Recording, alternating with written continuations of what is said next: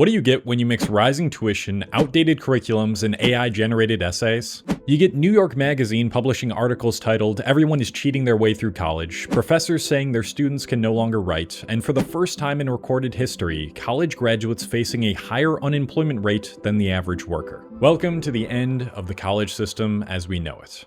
Quick shout out to this Substack by Niels Gilman for helping guide this video essay. In 1963, University of California President Clark Kerr delivered a series of lectures called the Godkin Lectures, where he described the role of the university post-World War II. At that stage, Kerr explained the role of the university as a multiversity, an institutional hodgepodge of research, job training, credentialing, a coming-of-age experience, and a hub for the technical elite. It was the great mediator of the finest minds this country produced, providing loads of different avenues one could focus on. A multiversity's job, he says, was to, quote, administer the present. Essentially, it means that the university is where most big advancements in tech, culture, and economy originated. That was its overarching goal, to move society forward. And in post-World War II, the technocratic function of the multiversity was capable of keeping the varying degrees of use from falling out of balance. But beginning in the late 1970s, the scales on which those varying degrees laid on began to collapse. This era was the earliest days of what is now known as the privatization of college finances. Imagine a single location that provides all the experiences I just mentioned for less than $1,000 a year. Seems almost too good to be true, right? Well, that was the reality in the 1960s when Kerr first presented his lectures. In the 1960s, states viewed higher education as a public investment. Tuition was exceptionally low because taxpayers covered a much larger share of operating costs. As a result, most public schools awarded little to no financial aid, only private schools did. But then came the state funding cuts. States were unwilling or unable to raise taxes to increase university revenue, while at the same time facing infinitely increasing healthcare and public safety costs. As a result, policymakers left universities with no choice than to hike up admission fees. These cuts were especially bad during recessions because tax revenue fell sharply while demand for public services rose. And they had to cut their budgets somewhere, so more often than not, it was the public universities. At the same time state funding was being cut in the 80s and 90s, federal grant programs began to stagnate. And this is when universities had no other option than to participate in what was usually reserved for private institutions, financial aid. At first, this aid was actually focused on the right people. In 1995 to 1996, the school spent about $1.5 billion on financial aid, with 55% going to need-based aid. A 2011 report from the U.S. Department of Education's National Center for Education Statistics found that 13% of first-time students received need-based aid that year, while only 8% of non-needy students received so-called merit aid. But it still wasn't enough to keep up with just how much state funding was being cut out. The problem was, public universities knew that if they hiked up admission costs too much, their enrollment would go down, unless they pulled out a tactic that was being used at private universities, and that tactic is called Enrollment Management. The idea is simple. Instead of offering need-based pay to only students who need it, start offering it to rich, privileged, high-achieving kids too.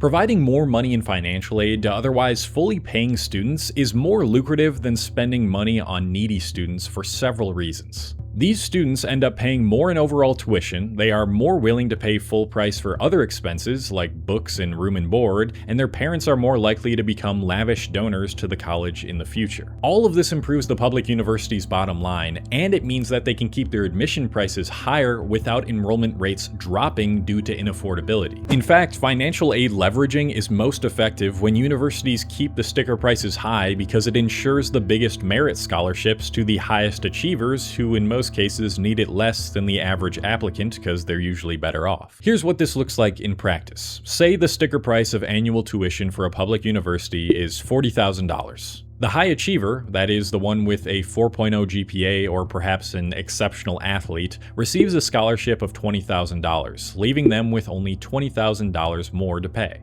Conversely, an average applicant with an average GPA may only receive a scholarship of $8,000, meaning their pay is $32,000 per year. It's a huge win for the colleges. Public universities become less accessible to those with disadvantages due to the cost, and the high-achieving, often wealthy people are more attracted to go to public universities due to reduced costs. It makes the public universities much more competitive with everyone else, and in our privatized world, seeming better than your peers means everything.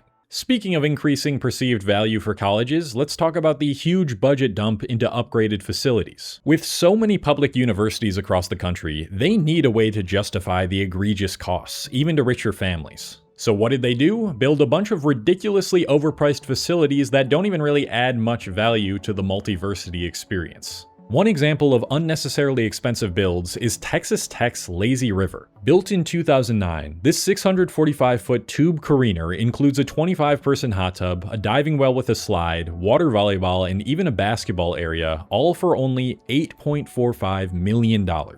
The managing director of recreational sports at Texas Tech even admitted that the Lazy River was, quote, a great recruiting tool for the university. Another example is University of Texas's Callaway House. The Callaway House is a privately owned and operated residence hall with private bedrooms, walk-in closets, full furnished living rooms, and kitchen steel appliances. So public universities took the coming-of-age part of the multiversity experience and pumped it with money to justify high tuition, even though most economists agree the biggest driver of rising tuition has been decades of declining state support. Public colleges might be $10,000 to $25,000 a year now, but at least you have marble countertops, right? Now let's move on to a crucial aspect of the college system that has been neglected much more than the facilities: the professors themselves. Beginning in the 1970s, there was a surge of adjunct professors. Adjunct professors are part-time professors, usually on contract work with no permanent role or office, working multiple teaching jobs at once. Before this, the overwhelming majority of college professors were tenured. Tenured professors are indefinitely employed at universities and are typically given multi-year research goals and grants. It provides really strong job security, and you usually can't get fired unless you do something horribly wrong. It also gives them the ability to teach controversial topics without political or institutional pressure or backfire. Now, the reason that adjunct professors have been on the rise for so long is multifaceted. For one, there's an oversupply of prospective faculty members. There are many more potential professors with PhDs and MAs now. Also, non-teaching professional staff has grown rapidly. There are an increasing number of specialists in career services, diversity and inclusion, and student affairs. Additionally, hiring adjuncts over tenured professors allows institutions to adapt to this increasingly volatile college system. Enrollment rates and also demand for different majors just flip-flops so much now. And with an adjunct professor, you can have this kind of non-committal agreement where you can just kind of slip them into a major for a little while, and you don't have to have this tenured professor who has this huge curriculum that they suddenly have to change. Also, there's just less money going into instruction and more going into financial aid and recreational stuff, like I said, and adjunct professors are significantly cheaper than tenured professors. Today, roughly 37% of faculty at public colleges and universities are adjunct instructors, while nationally, more than 2/3 of all faculty appointments are now contingent rather than tenure track. Why does this matter? Well, firstly, I do want to say that the research on whether adjunct professors are less effective is mixed. But it has been shown in some studies that students taught by adjuncts are less likely to continue in subsequent courses, perform worse in later classes, or less likely to graduate. To me, this makes sense. Your instructor will probably take his role less seriously and place less of an emphasis on caring and mentoring students when he's working multiple jobs at once and he's only going to be there temporarily anyway. I'm not saying that's always the mindset of adjuncts, but I can only imagine that that mindset is more prevalent in a higher percentage of adjuncts than tenured professors. But without a doubt, the biggest disruptor of the college system in the present day has to go to modern technology. Before modern technology, the way one transmitted knowledge was simple and straightforward.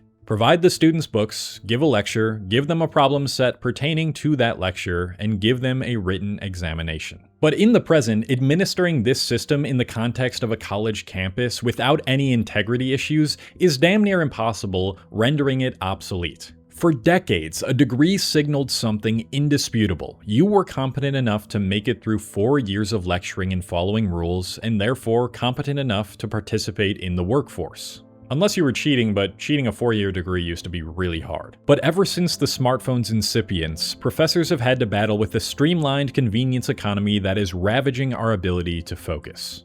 When we can't focus, when our attention is increasingly fragmented, paying attention in class is much more difficult. And when something is too difficult, we try to offload it. Now, more than ever, students can accomplish the offloading of their thinking, focus, and patience thanks to artificial intelligence. A January 2023 survey of 1,000 college students found nearly 90% used the chatbots with homework assignments. 3 years after the launch of ChatGPT and that survey, and we are already beginning to see the disastrous effects of AI on teaching. In a New York Mag article titled "Everyone is Cheating Their Way Through College," James D. Walsh writes of several anecdotes of this. In one account, a freshman from the University of Ontario first used it in spring semester, then quickly adopted it for every one of their classes. "My grades were amazing," they said. "It changed my life." Walsh wrote, "She continued to use it next semester. Why wouldn't she?"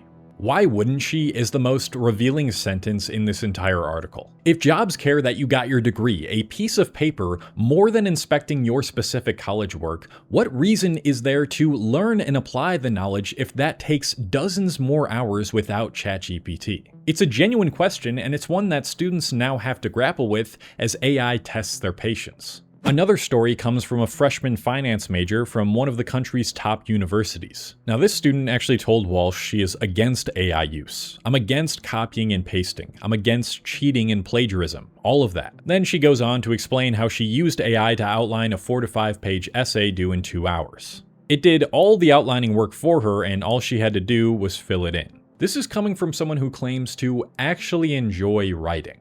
She states that she understands the importance of learning how to outline better, but she cares about good grades more. An essay with ChatGPT, she says, it's like it just gives you straight up what you have to follow. You just don't really have to think much. In response to this meteoric rise in AI use, professors have been trying and failing to stop it or even incorporate it. Some allow it so long as students cite it, some only allow it for conceptual help, and some require receipts of their dialogue with the chatbot. The problem is that this method is not very foolproof. Some students accidentally cheat on their assignments without even knowing it, or knowing how much, because the policies and guidelines for AI use are, in most cases, pretty nebulous. Professors have also tried more oral exams or AI proofing assignments, but that can't account for all the AI use still taking place outside of the classroom. And for the professors that think AI detection tools are the solution, they are highly misguided. AI detection tools are notoriously garbage. There are loads of stories on the internet of student essays and assignments being tagged as AI by detectors, even though they wrote them, and studies show the detectors trigger more false positives for neurodivergent students and students who speak English as a second language. If you throw the Book of Genesis into one of these detectors, they're most likely going to flag it as AI. Walsh did this on something called ZeroGPT, and they found that it was 93% AI. Even the professors, the ones who, are supposed to be trained to teach students, are now letting AI grade papers. There aren't any studies yet to show how many, but one survey of 1,800 higher ed staff found that 30% use it daily or weekly.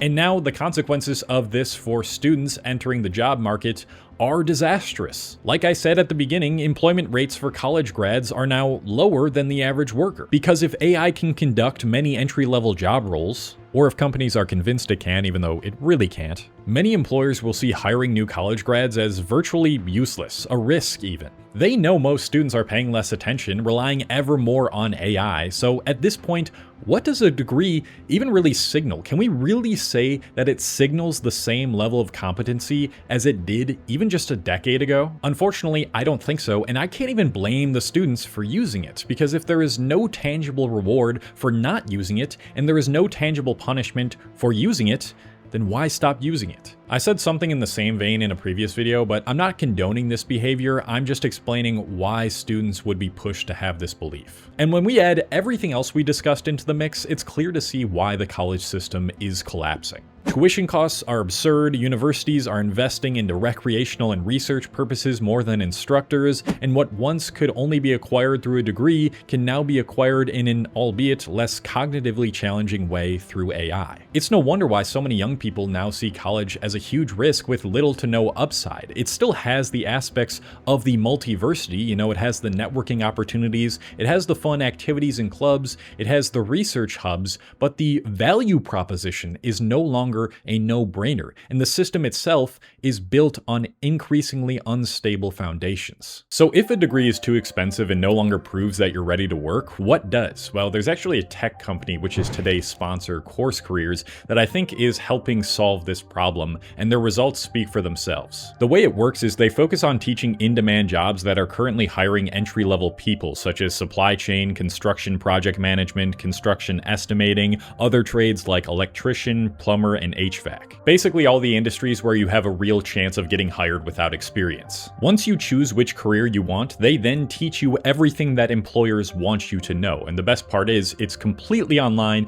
and very affordable. A guy named Noah recently went through their program. He had no degree or professional experience, but he ended up landing a logistics coordinator job just 6 weeks after finishing the supply chain course. Another guy named Andrew went from working in oil fields to becoming a junior construction estimator. So if you're looking to land an entry-level job, but you don't want to rely on just having a degree, then Course Careers is probably your best option. I'm going to include a link to their free introduction courses in the description below, which will help you get started on the right career path, but let's get back to tackling the college problem. With all that being said, what would a next generation university look like, or what should it look like? Well, the author of that Substack article, Niels Gilman, and others like him seem to think the solution lies in a collaborative co-curriculum future. And for the most part, I agree with them. The co-curricular, as Gilman defines it, is the focus on residential life and human connection as the university's irreducible value in the age of AI tutors. In practice, the university would function somewhat like a monastery, where informal discussions produce the greatest breakthroughs in lessons and research. More specifically, that might look like chance hallway encounters with faculty members, late-night bowl sessions in the dormitory common room, and heated dining hall debates. It aligns with what students believe are the most important aspects of the university experience, which are relationships, belonging, and dialogue. The Platonic Academy in Athens in ancient Greece is probably the best concrete, complete example of this, where the academy functions as a metaphorical public olive grove, a place for debate, a gymnasium, and a garden. In fact, before all the negative developments for public universities in the 1970s, freshmen cited that one of their most important goals in college was to help them develop a meaningful philosophy of life. And that means we focus less on written assignments and more on live assessments and demonstrations. So basically like oral exams, but done in a way that AI can't. Think of a collaborative student project in which two people argue for or against a certain viewpoint. They bring in their own evidence, they practice critical thinking by changing or strengthening their arguments on the fly, and demonstrate reasoning in real time. Those are valuable skills that transfer to just about every other sector of life, and they would encourage what students want the most from college anyway. Still, that doesn't address the prodigious tuition costs, which definitely need to be tackled. Other than that, you could consider an alternative school like Course Careers. I mean, that teaches you a specific skill, and that skill usually pays well. But if we want to make sure the college system doesn't collapse, it must provide a value that is on par with the financial and time investment, and in some ways almost regress to a system which made college great in the first place. Would love to hear your thoughts in the comments, and also, I just published my debut novel. It's a sci-fi novel about a 21-year-old who lives in the modern world and develops the ability to see into a parallel reality, so if you want to check that out, link in the description. And if you enjoyed this video, you'll probably like my video about how AI is destroying education for everyone. I focus specifically on AI and education in that video, so check that out if you want to, and now I'm leaving.